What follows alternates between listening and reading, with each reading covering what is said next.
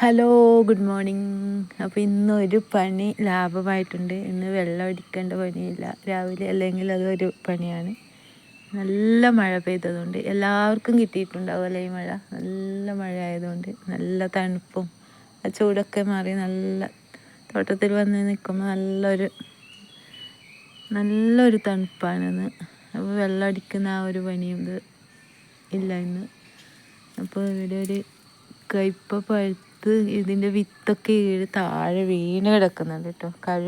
കഴുകി വെച്ച പോലെയാണുള്ളത്. നല്ല ഇനിയിപ്പോൾ അവിടെ തന്നെ ഉണങ്ങിയാൽ മാത്രം മതി അത് വിത്തിനെടുക്കാൻ.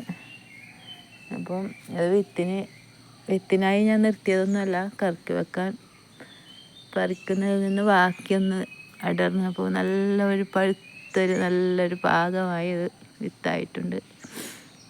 കയ്പയില അങ്ങനെ കുറേ അധികം ഒന്നും പിടിച്ചിട്ടില്ല, 5-6 എണ്ണം പിടിച്ചിട്ടുണ്ടായിരുന്നു. അപ്പോൾ ഇനി വീണ്ടും കയ്പ ഒന്ന് നടണം.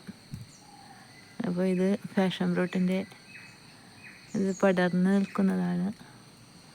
എല്ലാം ഒരു തട്ടിക്കൂട്ട് പരിപാടിയാണ് കേട്ടോ. പന്തലെല്ലാം ഒരു തട്ടിക്കൂട്ടാണ്.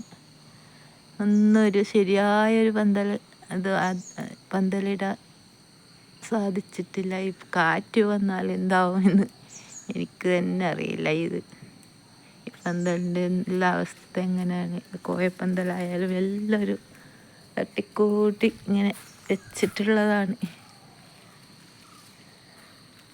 കാറ്റടിച്ചാലും മഴ പെയ്താലും എന്തു ചെയ്യൂല, എങ്ങനെയാകും ഇതിൻ്റെ അവസ്ഥയെന്നൊന്നും എനിക്കറിയില്ല.